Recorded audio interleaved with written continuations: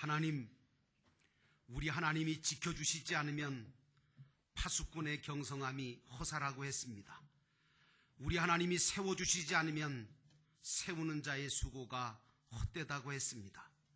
하나님, 이 나라와 이 민족, 그리고 이 재단, 그리고 우리의 모든 삶, 하나님이 지켜주시고 하나님이 세워주시는 은혜를 주옵소서. 오늘도 주님 앞에 나와 신령과 진정으로 예배드리며 마음과 뜻과 정성을 모아 예배하는 우리 사랑하는 성도들 한 분 한 분마다 하나님이 평화를 주시고 하나님이 소망을 주시고 하나님이 위로를 주시기를 원합니다. 오늘도 주의 말씀이 우리 가운데 임하심에 하나님의 입에서 나오는 말씀으로 사는 역사가 일어나게 도와 주옵시고 에스겔 골짜기의 마른 뼈들이 다시금 일어나 이스라엘의 군대가 된 것처럼 하나님의 말씀을 듣는 자마다 생기가 들어가고 역사가 일어나 하나님의 든든한 군대가 세워지는 영도교회가 되게 하옵소서.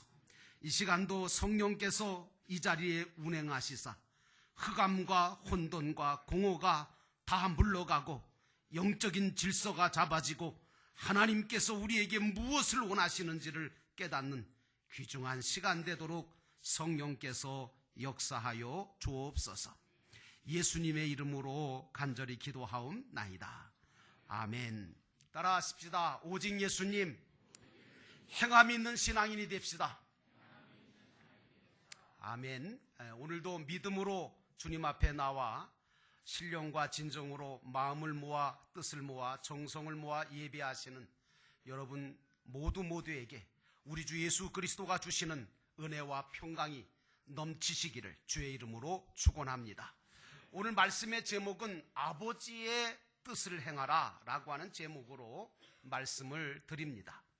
예수님 당시에 유대 종교 지도자들은 누구보다도 하나님을 잘 알고 섬긴다고 자타가 공인하는 그런 사람들이었지만 예수님이 보실 때는 이들이 모세의 자리에 앉아서 말로만 하지 행함이 전혀 없는 사람들이므로 예수님 말씀하시기를 너희는 저들의 말은 지켜 행하되 그 행실은 본받지 말고 따르지 말라고 경고해 주셨습니다. 왜냐하면 이들은 사람들에게 보이려고 하는 신앙이었거든요.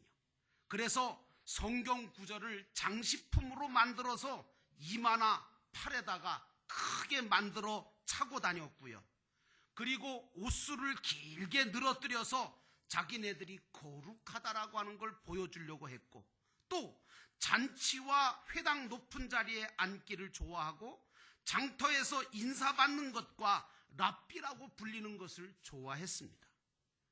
사랑하는 성도 여러분, 여러분들과 저의 신앙은 사람에게 보여지고 인정받으려고 하는 신앙이 아니라 하나님께 보여지고 하나님이 인정하시고 기뻐하시는 그런 좋은 신앙 되시기를 주의 이름으로 축원합니다. 우리가 첫 번째로 생각해 봐야 될 것은 오늘 예수님께서 말씀하신 말씀인데 너희는 어떻게 생각하느냐라고 하는 것입니다. 28절에 그러나 너희 생각에는 어떠하냐, 어떤 사람에게 두 아들이 있는데 맏아들에게 가서 이르되 얘 오늘 포도원에 들어가서 일하라 하니 라고 하는 말씀이 나옵니다. 예수님께서 공격을 당하셨습니다. 유대 종교 지도자들이 뭐라고 하느냐면 도대체 누가 준 권위를 가지고 네가 성전 안을 청소하며 병을 고치며 그리고 가르친다고 하느냐라고 하는 이 질문을 받고 예수님은 두 아들에 대한 비유를 들어서 그들에게 대답하시면서 또한 되물으셨습니다.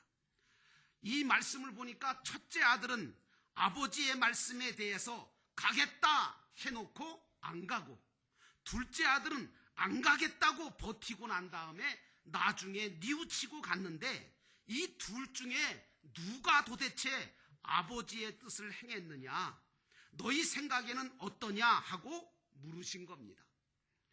예수님이 지금 오늘 본문에서 말씀하시고자 하시는 핵심이 뭡니까? 아들들의 행동이 아버지의 마음에 드느냐 안 드느냐 그거 아닙니다.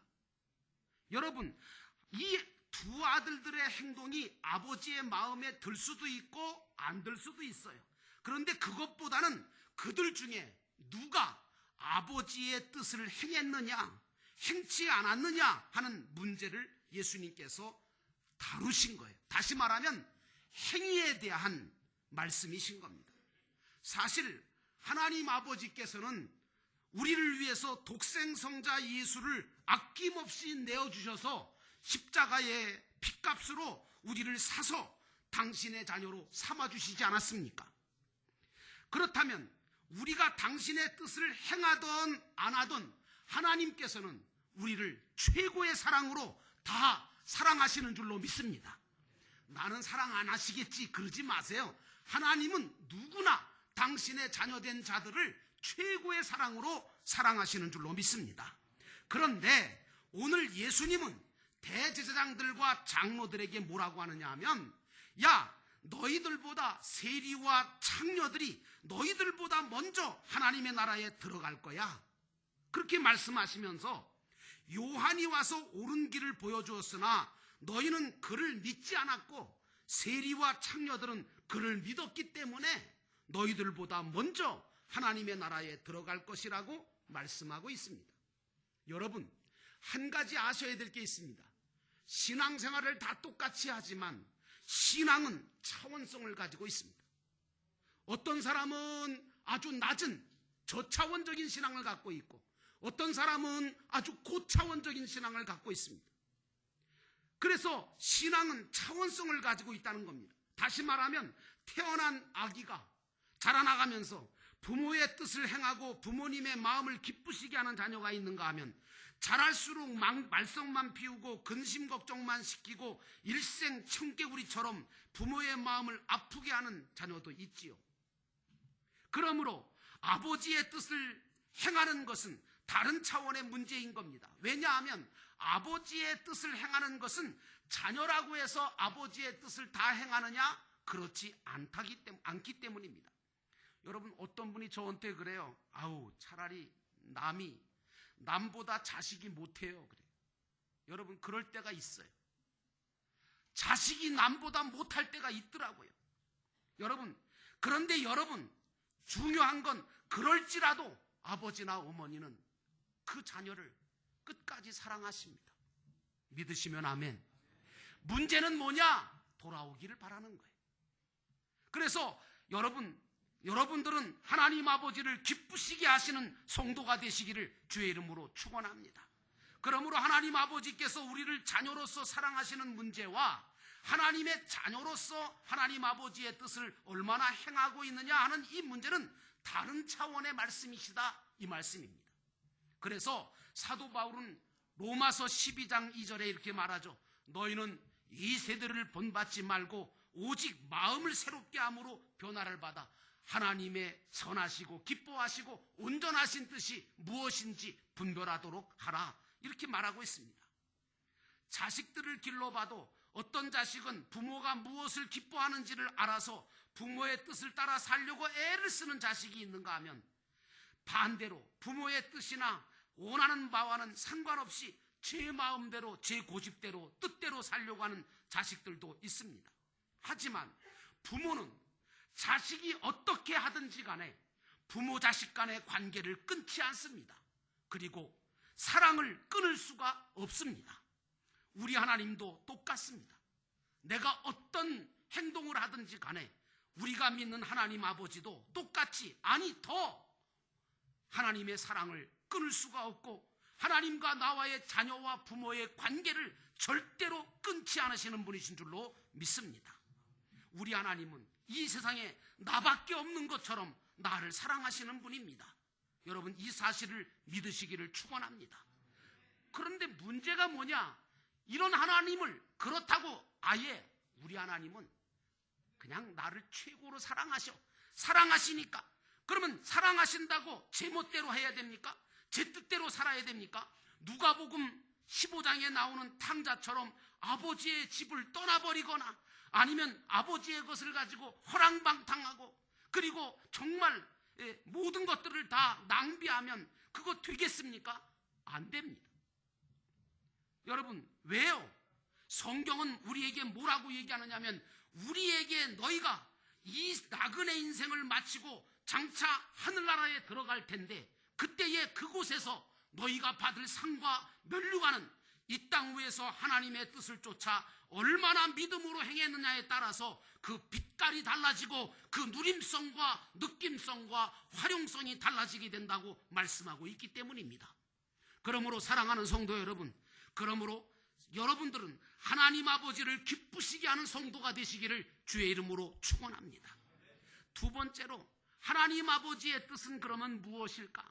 28절에 포도원에 들어가서 일하라 하니, 사실 여러분 믿음과 행위는 밀접한 관계를 가지고 있습니다.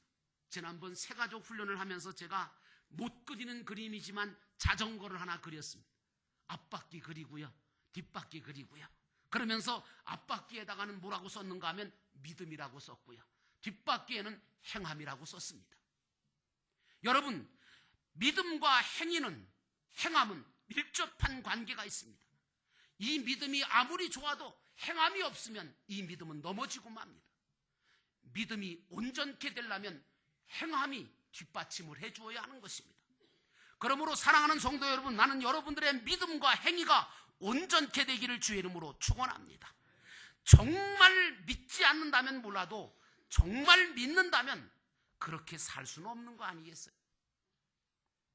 요한복음 6장 40절에 아들을 보고 믿는 사람은 누구든지 영생을 얻게 하는 것이 아버지의 뜻이라 이렇게 말하고 있습니다. 여러분, 본문에서 예수님이 강조하고 계신 말씀은 뭐냐 하면 우리가 믿었느냐 안 믿었느냐라고 하는 문제가 심각하다는 거예요. 요한이 와서 회개의 복음을 전하고 예수님이 오셔서 영생의 복음을 전해주셨는데도 불구하고 그걸 믿었느냐 안 믿었느냐에 따라서 그 모든 삶이, 행함이 달라지더라, 그런 얘기예요. 하나님 아버지의 뜻을 행하는 것과 믿는 것은 밀접한 관계가 있다는 것을 깨닫게 하시는 말씀입니다. 그러므로 사랑하는 성도 여러분, 나는 여러분들이 어쨌든 하나님의 뜻을 따라 믿음으로 행함으로 사시기를 주의 이름으로 축원합니다. 예수님은 두 아들의 비유를 통하여 우리가 아버지의 뜻을 깨닫고 돌이켜 믿음을 가지고 포도원에 들어가서 일하기를 바라십니다. 여러분, 여기 나오는 포도원은 상징적으로 바로 오늘날 교회를 가리키고 오늘날 우리에게 주신 일터를 말하는데, 그곳에서 일한다는 것은 여러분 우리에게 주어진 교회, 우리에게 주어진 일터, 이 모든 것은 사실은 주님께서 주신 거 아닙니까? 그러므로 이 모든 일들을 다 주의 일로 여기시고 하시기를 주의 이름으로 축원합니다. 우리는 어떤 신앙생활을 해야 되느냐, 어떤 삶을 살아야 되느냐, 모든 주어진 것들이 다 주님께서 주신 일이라고 하는 겁니다. 그리고 그 모든 일을 할 때 주님을 위한 일로 여기고 주님을 위해서 믿음으로 일하시는 저와 여러분 되시기를 주의 이름으로 축원합니다. 지난번 저는 믿음이라고 하는 헬라어를 피스티스라고 하는 이 말을 하면서 여기에 충성이라고 하는 뜻도 들어있다고 말씀을 드렸습니다. 충성이 뭡니까? 마음 중심으로 말씀을 이루어가는 것이 충성이고, 그리스도인들은 이 믿음을 하나님께로부터 선물로 다 받았으므로 믿음으로 살며 아버지의 뜻을 이루어가라고 하는 것입니다. 그러므로 사랑하는 성도 여러분, 하나님의 뜻대로 사시기를 축원합니다. 그러므로 믿는다 하면서도 삶의 현장에서 믿음으로 실천하지 않거나 믿음으로 말하고 믿음으로 행하지 않는다면 야고보서 2장 17절의 말씀처럼 그 믿음은 행함이 없는 믿음이므로 죽은 믿음이 되는 것입니다. 그러니 믿음이 죽으면 아버지의 뜻을 행할 수가 없습니다. 믿음이 죽으면 아버지를 기쁘시게 할 수 없습니다.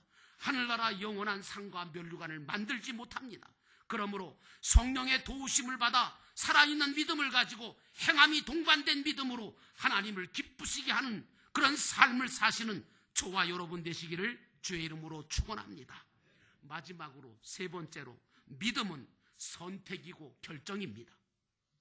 29절 30절에 보니까 대답하여 이르되 아버지 가겠나이다 하더니 가지 아니하고 둘째 아들에게 가서 또 그와 같이 말하니 실소이다 하였다가 그 후에 뉘우치고 갔으니 라고 하는 말씀이 나옵니다. 여러분, 하나님께서 우리에게 믿음을 선물로 주셨잖아요. 그런데 믿음을 선물로 주셨지만 그 믿음을 가지고 내가 어떻게 행할 것이냐 하는 것은 우리의 선택에 달려 있습니다. 무엇을 선택하느냐에 따라서 그 행함은 바른 믿음의 행위도 될 수 있고 잘못된 행위도 될 수 있는 것입니다. 그러면 선택이라고 하는 거, 여러분, 이 선택이라는 것은 도대체 무엇을 가지고 선택하는 겁니까? 그렇습니다. 각자가 가지고 있는 지식을 가지고 선택을 하게 되는 것입니다. 참 지난주에 큰 나라의 일이 있었죠. 이제 얼마 안 있으면 또 새로운 대통령 선거가 이제 있을 겁니다. 그러면 유권자들은 누구를 선택할 거냐라고 하는 것은 각자가 가지고 있는 지식에 의해서 그것을 결정하고 그것을 선택하게 될 것입니다. 저와 여러분은 주님을 위해 선택하고 주님을 위해 결정하고 주님을 위해 가야 될 줄로 믿습니다. 그래서 무엇을 어떻게 배우느냐라고 하는 게 굉장히 중요해요. 특별히 여러분, 자녀들은요, 그 부모와 선생님과 주변 사람들을 보고 배웁니다. 대개 선생님들이 잘못 알고 있는 게 글로서 가르치고 지식적으로 가르치고 강의로 가르치면 아이들이 배우겠지. 아니요. 그거 배우는 거 아니에요, 아이들은요. 그걸 다 배우는 아이가 어디 있어요? 여러분, 아이들은요, 그 모습을 봅니다. 저분이 도대체 어떤 마음을 가지고 하나, 날 사랑하는 마음으로 정말 열정을 가지고 정말 나에게 좋은 걸 주려고 지금 저렇게 가르치시나, 그 모습을 보고 은혜를 받고 그 모습을 본받고 배우게 되는 겁니다. 신앙생활도 마찬가지입니다. 무엇을 보며 신앙생활했느냐, 어떻게 무엇을 누구를 보고 신앙생활했느냐에 따라서 신앙생활이 달라지는 겁니다. 우리는 주님을 보고 배워야 합니다. 그리고 주님이 주신 정확무오한 말씀을 가지고 삶의 기준과 표준을 삼아서 아버지의 뜻을 행하는 자녀들이 되어야 될 줄로 믿습니다. 하나님 아버지의 뜻은 말씀과 기도로 깨달아질 때 봉사와 섬김의 삶을 통해서 영광 돌릴 수 있게 되는 것입니다. 그러므로 사랑하는 여러분들은 주님을 위해 선택하고 주님을 위해 결정하고 주님을 위해 가시기를 주의 이름으로 축원합니다. 당신 그거 왜 선택했느냐고, 당신은 왜 그 결정을 내렸느냐고, 당신은 왜 그 길을 가느냐고 물으면 우리는 주님 때문에 주님을 위해서, 주님에 의해서 간다고 고백하시는 저와 여러분 되시기를 축원합니다. 예수님은 32절에 저들이 끝내 보고도 뉘우치지 않고 믿지 않았다고 말씀하고 있습니다. 이것은 마음을 바꾸지 않았다라고 하는 말입니다. 여러분, 오늘 우리들도 마음을 새롭게 바꾸는 전환의 역사가 필요한 줄로 믿습니다. 이제 봄이 오고 있습니다. 나는 여러분들이 삶도 그리고 생각도 마음도 새롭게 전환되시기를 주의 이름으로 축원합니다. 본문의 둘째 아들처럼 안 가겠다고 했지만 이제 잘못된 마음을 깨달아 바꾸어 이제는 아버지의 뜻에 순종하며 가겠다고 하는 마음의 선택과 결정을 우리도 해야 되는 줄로 믿습니다. 예수님께서도 겟세마네 동산에서 마지막 십자가를 놓고 기도하시지 않았습니까? 그때 선택하고 결정하기가 너무너무 힘드신 거예요. 그래서 여러분, 하나님 앞에 엎드려 기도합니다. 아버지여, 이 쓴 잔을 내게서 옮겨주시옵소서. 그런데 뒤에 기도가 멋있었습니다. 어떻게 기도합니까? 결정합니다. 선택합니다. 그러나 내 아버지여, 내 뜻대로 마옵시고 아버지의 뜻대로 되기를 원하나이다 하시면서 마음을 바꾸시고 선택하고 결정하면서 하나님을 쫓았습니다. 순종했습니다. 여러분, 이 마음을 하나 바꾸기 위해서 예수님은 겟세마네에서 피땀을 흘려가면서 기도를 올리시지 않았습니까? 우리가 예수 믿는 궁극적인 목적은 하나님의 뜻을 행하며 하나님 앞에 거룩하고 흠이 없는 사람이 되기 위한 것입니다. 그러므로 하나님의 말씀으로 마음의 변화를 받으시기를 주의 이름으로 축원합니다. 그래서 이제부터는 주님만 바라보고 영생을 바라보고 이 땅 위에서 주님의 뜻대로 살겠다고 선택하고 결정하고 믿음으로 걸어가면 주님은 왜 여러분들을 책임져 주시지 않겠습니까?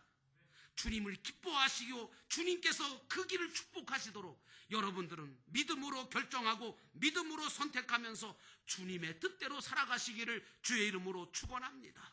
주님 뜻대로 살기로 했네. 주님 뜻대로 살기로 했네. 주님 뜻대로 살기로 했네. 뒤돌아서지 않겠네. 이 세상 사람 날 몰라줘도, 이 세상 사람 날 몰라줘도, 이 세상 사람 날 몰라줘도 뒤돌아서지 않겠네. 사랑하는 성도 여러분, 우리는 주님을 위해 선택하고 주님을 위해 결정하고 가는 여러분의 인생길 위에 주님이 함께 하시는 은혜와 축복을 주시기를 주의 이름으로 축원합니다. 우리 함께 조용한 기도를 드립니다. 오늘 말씀을 주셨습니다. 아버지의 뜻을 행하라고 너는 마음을 새롭게 함으로 변화를 받아 하나님의 선하시고 기뻐하시고 온전한 뜻이 뭔지 분별하고 아버지의 뜻대로 살라고, 그리고 주님을 위해 선택하고 주님을 위해 결정하라고 가고 하나님 아버지께서 기뻐하시는 그 길 걸어가라고 하십니다. 하나님, 내가 그런 사람 되기 원합니다. 결단하며 책임질하며 잠깐 동안 묵상하며 기도합니다.